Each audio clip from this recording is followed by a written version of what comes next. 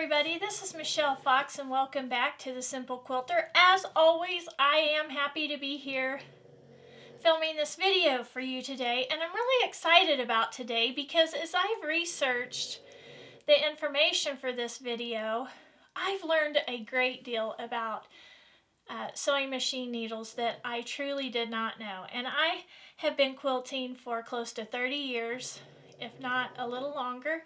And I'm a little bit embarrassed to admit that I really didn't know much about sewing machine needles. And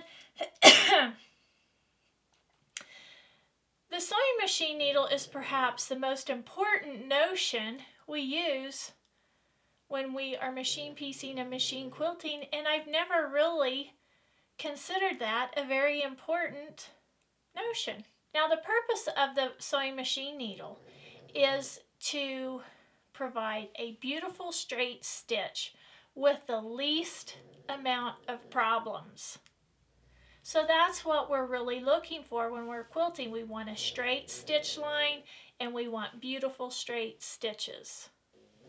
And picking the correct needle can help us achieve just that.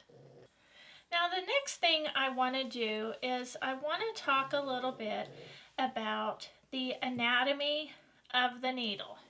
Yes, I was not aware that there was an anatomy of the needle, but there is. So I want you to stop the video right here and go get a sewing machine needle so that you can truly see what I'm talking about. Okay, so today I'm talking about the Schmetz needles. This is what I've always used. This is what all my quilt friends use. And this is the needle that I'm going to be talking about. You can get these at your local Walmart store. You can get them on Amazon. You can get them at your quilt stores. So you can get Schmetz needles just about anywhere and everywhere. Okay, so let's talk about the anatomy of the needle. The top of the needle, the very tip top of the needle, is called the butt. Yes, B-U-T-T. See, I told you we'd be talking about anatomy. Okay, then you have the shank. And the shank is the portion from the butt down to the top of the shoulder. Now, I did not know this, perhaps because I could not see it, but on the shank, it says Schmetz and it has the needle size on it. So I really, whenever I've seen the needles laying around, I'm like, I don't know what size that is. I don't know if that's one I can use, but you can tell without having the package because it says Schmetz and it tells you the size.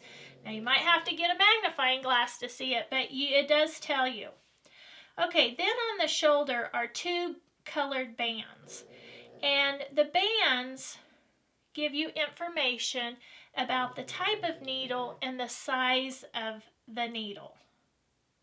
So the top one tells you what type of needle, and there's a different color for each type of needle. The second band tells you the size of the needle.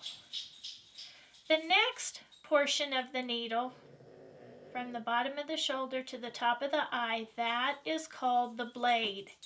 And if you look closely at the blade, you'll see a groove. I never realized there was a groove in it, but there is a groove in it. So be sure to take a close look at your needle and look at that groove. Now this groove guides the thread down through the needle and helps keep it straight there. Now if you flip the needle over, on the back of the blade, there's a little indentation, and that is called the scarf. And that just helps the hook in your bobbin case grab the thread a little bit more easily. And then, of course, you have the eye, and sometimes the eye is larger based on whatever type of needle that you have. Then from the bottom of the eye to the very tip, that is called the point. And based on what type of needle you have, that point may be longer or shorter. And then the tip is, of course, the very tip of the pin, at the very tip of the needle. Now, this is a jersey needle, so it has a more ball-like end. and that's just to help the fabric. But in some of the needles, that is a very sharp point. Okay, so now that we've talked about the anatomy of the needle, let's talk about the health status of your needle. Yes, the health status. Because if you want to improve your stitch quality, you need to have a healthy needle. And a healthy needle is one that's not dulled or damaged.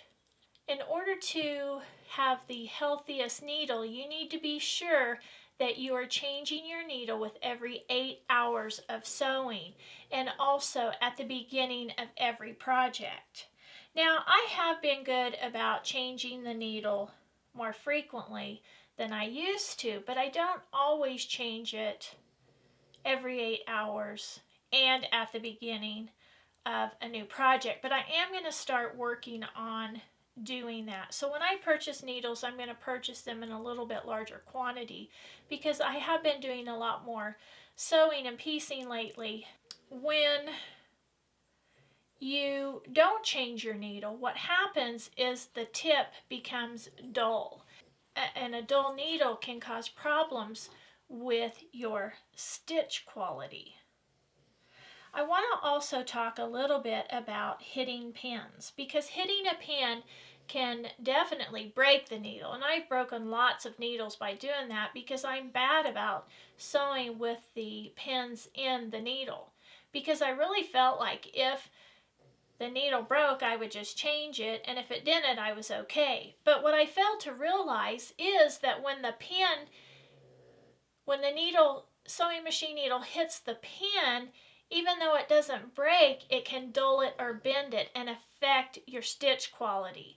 So be sure you're not sewing over pins. And I know lots of quilters that say, it's okay, just go ahead and sew over them.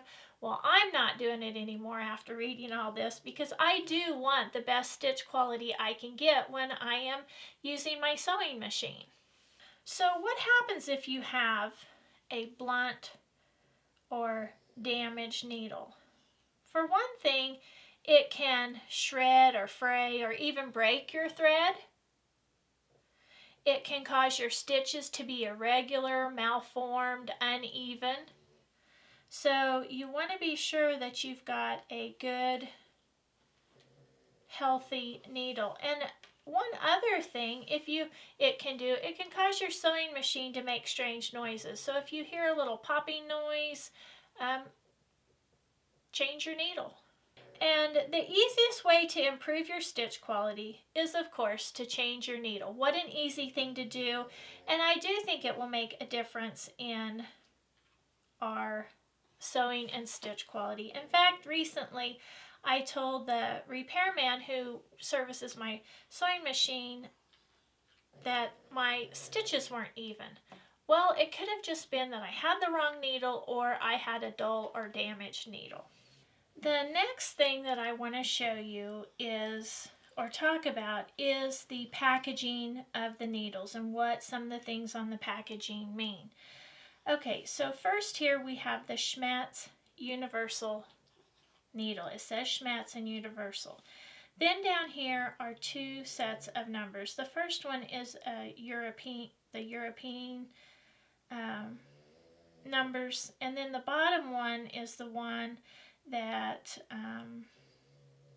is like the English or version that we would see or talk about most commonly in the US. So this is 90/14, 90/14. This is 70/10, and this is 90/14, and this is 116. Okay, and these numbers refer to the needle sizes. So as we think about needle selection, we need to choose our needle based on the thickness of the thread we are using and the type of fabric on which we are sewing. And today I'm just going to be talking about the needles that I commonly use with quilting. There are tons of different types of needles, but I'm just talking about the ones I use for piecing and machine quilting. Now, with sewing machine needles, the larger the number, the larger the needle. The smaller the number, the finer the needle. So this is 116. This is a blue jean needle, and these are a very thick, heavy needle. And then this is a microtex needle, and it is a 70, size 70, 10 needle, and it is a much finer needle. So the larger the number, the thicker the needle, the smaller the number, the finer the needle. The finer it is, the more frequently you're going to need to change that needle, because that needle, when it's thinner, it becomes a more fragile needle. Now, there are a lot of different types of needles. These are blue jean needles that you use with thicker fabrics like denim. These are universal needles, and I used to use universal needles all the time, but I am going to get totally away from using these unless I'm sewing ragtime quilts. And this is a little sturdier needle and will be good for my ragtime quilts because I'm using flannel, which is a thicker fabric, and there are 2 layers of that. So I will use these, and I'll use the 90-40 when I'm making the ragtime quilts. And with the blue jean needles and the universal needles, like when I'm sewing ragtime quilts, I use a heavier thread. And since these are a larger needle, I'm going to use a heavier thread. Well, let me tell you another interesting fact about the Schmetz universal needles. You'll only see 1 band of color on the universal needles because there is no color indicating that that's a universal needle other than there's no band. So if you see a needle that has only 1 band, you immediately know that it's a universal needle.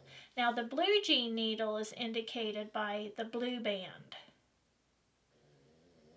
and then it's 100/16, and that size is purple. So you can tell, even if you didn't have the needle case with you, by looking closely at the needle, and you'd probably need a chart unless you've got a great memory, you would know that that is 116 needle and that it's a blue jean needle. Piecing and machine quilting, I use either the quilting or the microtex. And I really prefer the microtex because it's a sharper needle. And I use the 70-10 when I'm using the 50 weight thread. Now with thread, the larger the number, like the 50 weight, the larger the number, the finer the thread. So it's really just the opposite of the needles.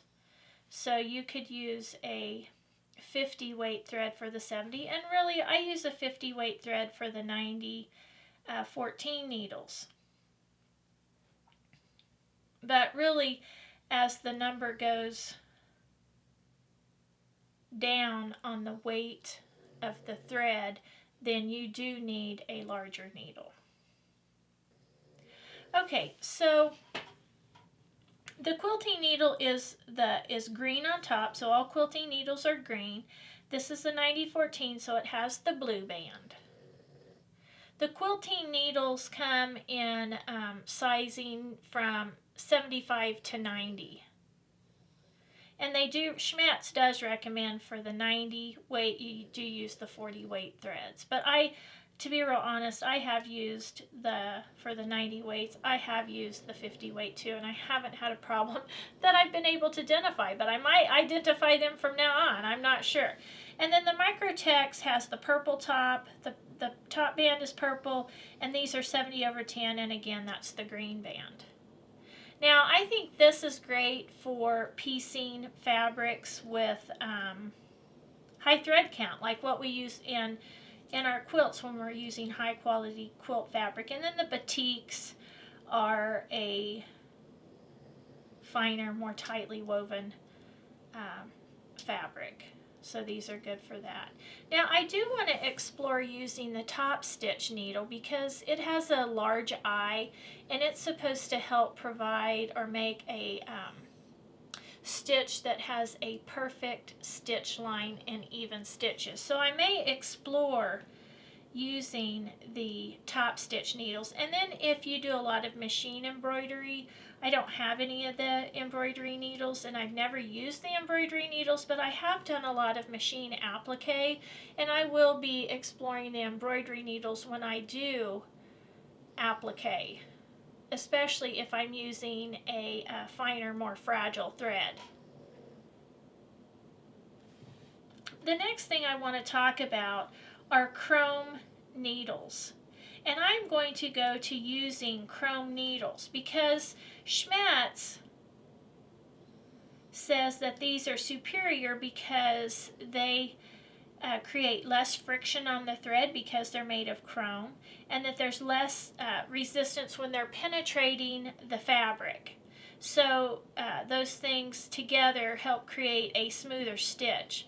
So I am going to switch to using all chrome professional grade needles. Now, the next thing I want to talk about is a couple of resources. So one of the resources I want to share with you is the schmetzneedles.com website. They have a tremendous amount of information that you can print off or that you can just go read that will help you learn more about the sewing machine needle, and they just have some great visual aids that help you when you are learning more about the needle. And then the last thing I want to talk to you about is the Schmetz app, and it's for like your iPhones or your iPad, and it has like a needle guide. It has information, just quick, easy information on needles. So if you're at the store and you don't know for sure what needle you need for a certain type of fabric, then or a certain type of thread, then you can take a quick look at that and it will tell you. Now, one of the neatest features on the app for me is it showed you more of a microscopic view on what a needle looks like that's been damaged. And that was just a real eye-opener for me, especially when it comes to hitting pins. I'm really not going to, I'm going to try my best not to leave the pins in the fabric when I'm sewing, and to be sure to remove those pins. Now, I hope you've enjoyed this video. I hope you've learned a lot. I did learn a lot as I prepared this video.